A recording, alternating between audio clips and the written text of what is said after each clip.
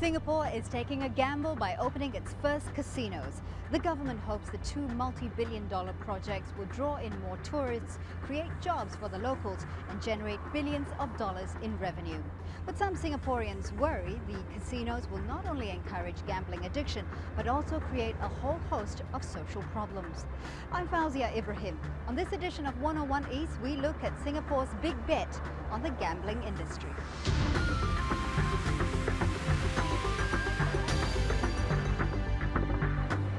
The gaming industry isn't new to Singapore. Each week, thousands place bets on the lottery and on horse racing. Mahjong is a common pastime here, and loan sharks conduct a thriving business, lending money to people desperate to pay off their gambling debts. So just what impact will the two new casinos have on the nation?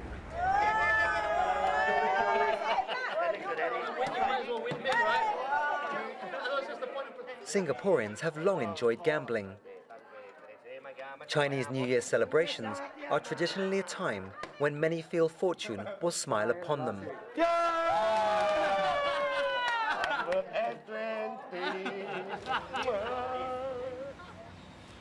Others, like Grace Chong, tempt fate year-round, buying tickets in the government-run lottery 4D, where punters try their luck on a combination of 4 numbers. Actually, I'm not supposed to hold this ticket openly. Or is it against the law, is it? No, it shows that I'm a gambler. Oh. Sometimes you just, don't want to be too open to show people that, hey, you're going to buy 4D, you're gambling, that kind of thing. It's easy to place a bet. Most government housing estates have 4D booths, like this one. Queues are a common sight. It's a sign that the gaming industry is already thriving in Singapore. Thank you. You lose more than you win, that's for sure. But the thing is that the addiction is there because the thrill is, it's just like, it's so nice a game, but somehow or other, you know that you normally don't make money, but it is the thrill,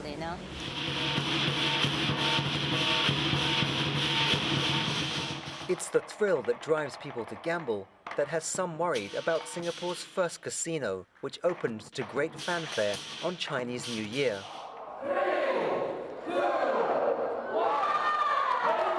Resorts World Sentosa is one of a pair of multi-billion-dollar projects the government says will help create 35,000 jobs and lift GDP by up to 1%. But when the plan to build casinos in Singapore was first mooted, there was a huge public outcry. Some 30,000 people signed a petition opposing the proposal. 5 years on, Singapore's opposition politicians remain steadfast in their condemnation. They say that the casinos will create social problems, attract vice, and lead to a fall in productivity in the workforce.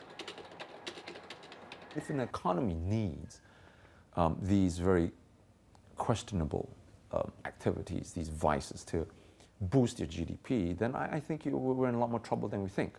The influences on the children and the future generations in terms of molding a mindset for the society is not something that we can quantify. So the question should be, why should we take the risk? Clearly, it's a risk the government thinks is worth taking. The opening of Resorts World is a high-profile spectacle. There are rituals to usher in good luck and ensure that the casino is given every chance of success. $6.6 billion, Chairman Lim Kok Tae is given the honor of laying the casino's first bet.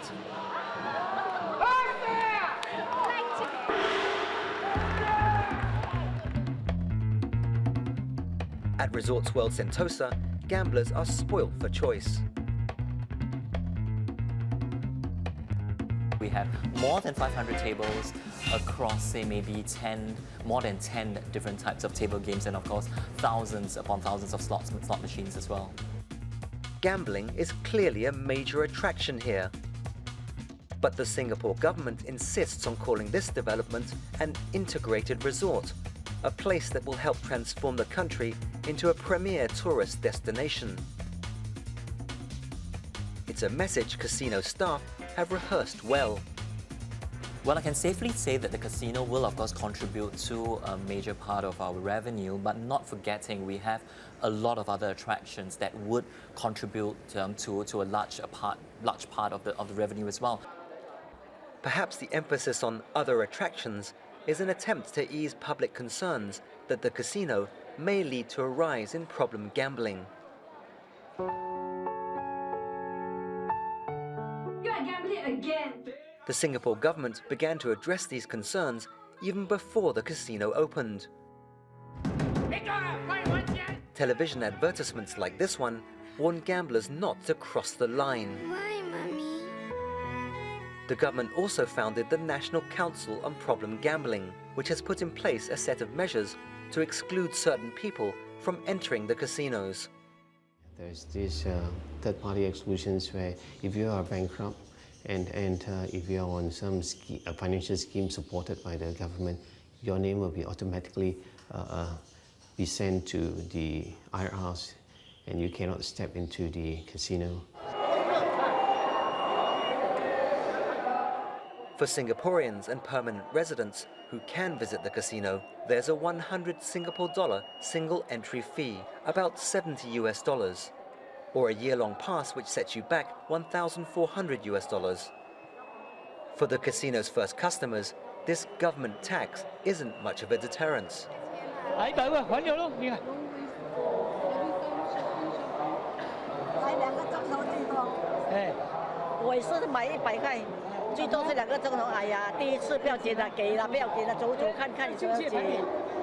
you really want to stop, I think $100 you won't stop people from gambling.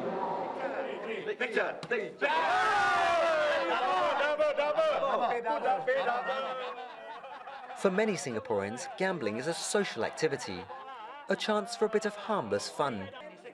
Most people are able to keep their enthusiasm in check. For some, though, the adrenaline rush that comes with winning can trigger unhealthy obsessions.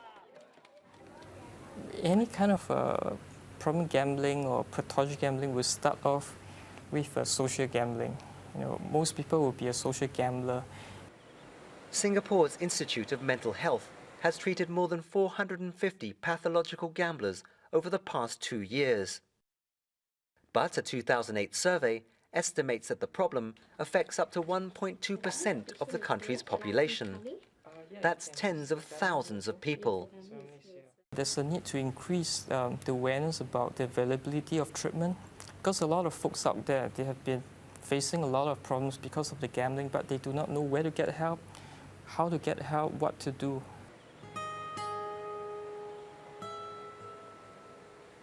Addicts who are unable to kick the habit sometimes find it helpful to spend time in halfway houses like this one. Henry Wong has been living here for more than 7 months. We can't reveal his real identity as he owes creditors large sums of money and is afraid they might track him down. I was 18 years old, and it all started off with social gambling at home, friends, and slowly I started to go into my family, borrow from my mom, my dad, and when the situation get worse, when the creditors start to come to my house, the banks and eventually the loan sharks, that's how my family got involved. Henry says desperation drove him to call a gambling helpline one day. How has that been helpful? He was sent for further counseling. And how much have you lost so far? I lost many things like friends. I lost my family, I lost my career, I lost my dignity, I lost my integrity, I lost much more than what money can come. For now, Henry is in a safe environment, a place where he is shielded from temptation. The ultimate test will come when he finally leaves. Recovery from gambling is a lifelong process. Why is, especially all the more so in Singapore, because they have 40 outlets just below the block where you stay. Yeah. And if you're not strong enough to say no to all the triggers, you will be pulled back easily. And soon, Henry will have to deal with one more source of temptation. In April, Singapore's second casino will open. The Marina Bay Sands Casino is another symbol of the country's big gamble on the gaming industry. A place that spells opportunity for those who know how to weigh the odds, but a dangerous temptation for those who don't. Coming up after the break, we'll hear from both sides of the gambling debate. Stay with 101 East.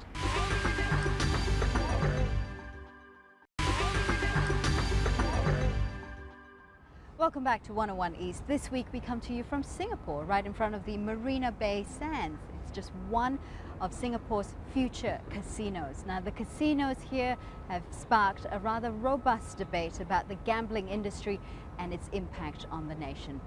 Joining us now for the discussion is Yap Wai Ming, head of the Gaming and Leisure Business arm from Stamford Law Corporation. Yes.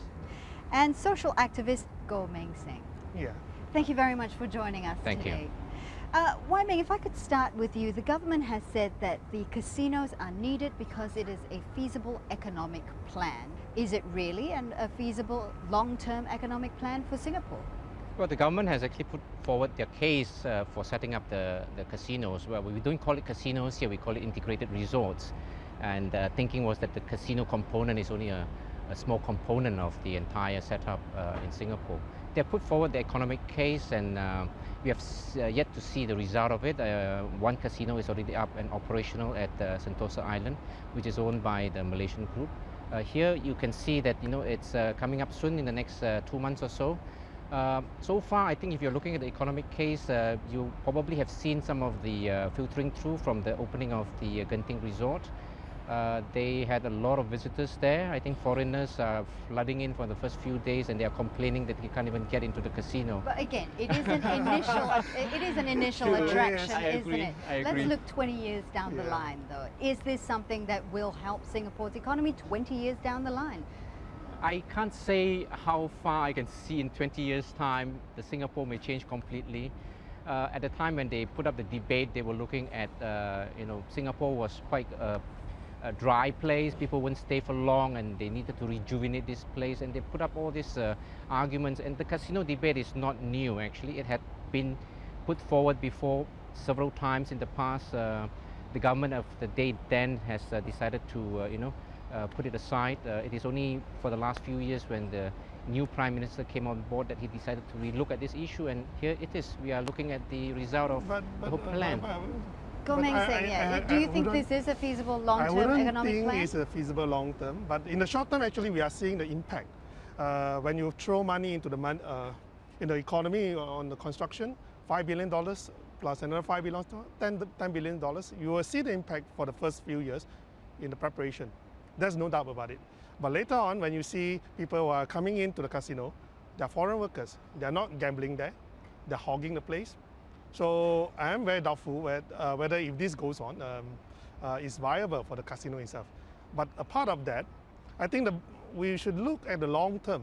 When we are talking about the success of an economic model, depends on us, the people. Because we have been a thrifty people, hardworking, and we invest in education. These are three main things that move our economy as a small place without any natural resources. We are so successful because of these three main things. But if we have a casino, in fact, right now, even without a casino, because we have a 4D, we have a Toto, people are engaging in gaming. And a lot of money have been going in through this process. But it doesn't really develop into a problem gambling yet, a massive problem gambling. But there is a seed of problem gamblers with such setup. So in the future, when you have one casino down here, which is very easy, accessible, people visit it, you will know. People's mindset will change. People will not be hardworking. People will be spendthrift. They no longer believe in thrifty because they want to try their luck. We will, Yeah. well, I will touch on the Yes. social problems a little later on, but there's something that you said that was quite interesting. You said it's not just a casino, there are other attractions Yeah. as well. But I want to quote to you, this came out in the press, non-casino attractions are expected to account for only 20% of the resort's earnings. That means the Yeah. resort No, will be depending on 80%. I don't know where which you means- got that from, but I think if I put in a bit of perspective as to how those came about, it was at the time when the concept stage, when the casino was being debated about, is that there were a lot of oppositions, as what Meng Seng was saying. There were concerns about all these problems, and the government was trying to assure that, if you look at the casino, we will try to make it such that, the gaming component is going to be, in terms of occupation of the space itself, will be just about 5% of the entire GFA, which is the gross floor area. But of course, you build all these fantastic places, the hotels, the theaters, the theme parks, the restaurants, everything else. But if people don't go there, you cannot penalize the operator who have poured in millions of dollars and say But that, no, that begs the point, see? Precisely. If you do not have a casino, if you say that the casino is not important, is a nice concept that is important, then you do away the casino, can it work?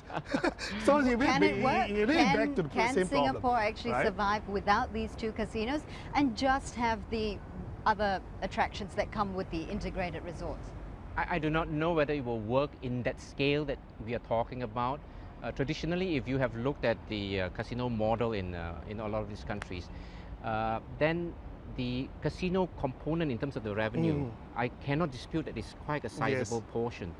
But of course, with that, it comes the spillover and the spillover effect that carries with it. It's been said that something like 35,000 jobs will be created. Now, will these jobs go mainly to Singaporeans, or are we going to see an influx of foreign workers taking up these service industry jobs? I think based on what we have seen in the reports, you already have Sands here committing to, I think about almost 8,000 jobs. Even now, as it is now, they have 3 shifts of workers coming here to build the casinos. Meng Seng, do you think this is good for Singapore's employment? We should look at the long term, not on the construction part. If we are going for the long-term basis, I think only about 30% of that 35,000 that they have promised will go to the Singaporeans.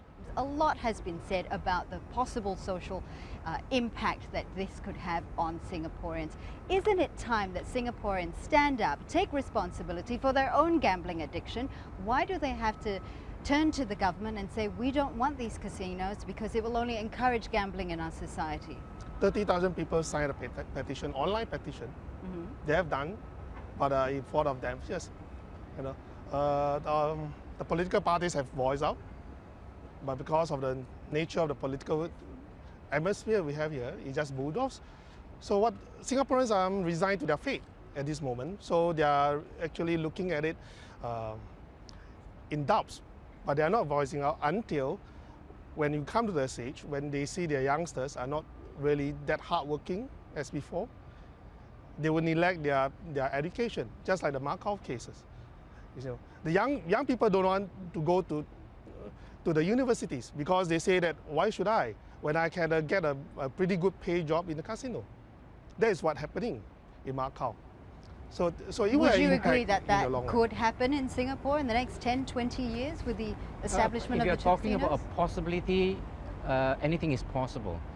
Whether the government will allow it or not, I don't think the government will just rest and let the social problem prevail itself.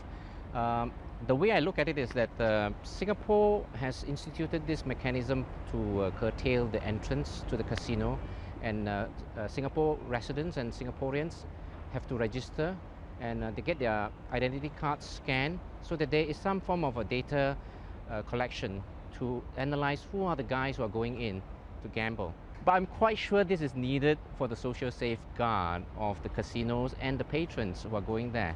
The reason why Singapore government is instituting that is there's a good reason for that. And I think that in time to come, if you see a pattern of Singaporeans or Singapore residents having social gambling issues, I think that's where I think they would impose all these exclusion orders that will come about, which is already a mechanism which will be allowed. You have family exclusion, you can self-exclusion, you can even have the government saying this guy should be excluded. Goh Meng Seng, are you happy with the I'm not preventive happy with measures that that have because been in that place? measures only deter those already with a problem, gambling problem. You can exclude doesn't- it before it surfaces. That's where the family exclusion order is all about. No, not really, because you won't know whether someone is really a potential problem gamblers. Put it that way. You may just have to go once for fun, but gambling is addictive. The addiction of the gambling is something that is reoccurrence. Just as I've said, we have 4D, we have Toto. We are already used to get the culture of gambling. So when you have casino, and we are stuck in there for 24 hours, you continuously gamble. Every 2 minutes, you have one game. So the government should not actually establish the casinos because gambling addiction Yes. may increase. There's always been an argument that Singapore has been a nanny state. Are you saying that Singapore needs to look after, needs to pamper, needs to hold its citizens' hands when it comes to the casinos? I mean, this is a vice, gambling. To most of us So who is are drinking, conservative. so is smoking. Yes, precisely. But gambling have a problem of addiction. And addiction itself is not the problem. The problem extended to the family problems. You got divorced, you start to cheat, you start to lie, and you start not to work. That is the main problems of the whole addiction. Actually, the problem gambling issues already existed whether you have the casino or not, because that's where you see all these stories that has been surfaced. But of why course, should the we theory would enhance be, it? yeah, okay, that's the theory that, you know, if you have it at your doorstep, will it cause more problems? The government has looked at this, and you know, in the debate with at the parliament itself, they have also voiced out all these issues. I think even for the decision to have the casino here is not a unanimous one, I must say. Yes. There are concerns, but I think they have taken a collective decision to start this project. You asked me the question whether 20 years from now it will be successful. I'm quite sure 20 years from now it is about maybe 2/3 of the lease that these guys have. If it is not going to be successful, they are not going to renew this, they're going to turn this into something else. So the government will have a way of looking at it and monitoring the whole situation. Gentlemen, I'm afraid we're going to have to leave it there. Thank you. And that's all the time we have for this edition of 101 Eats from the team here in Singapore. Thanks for watching.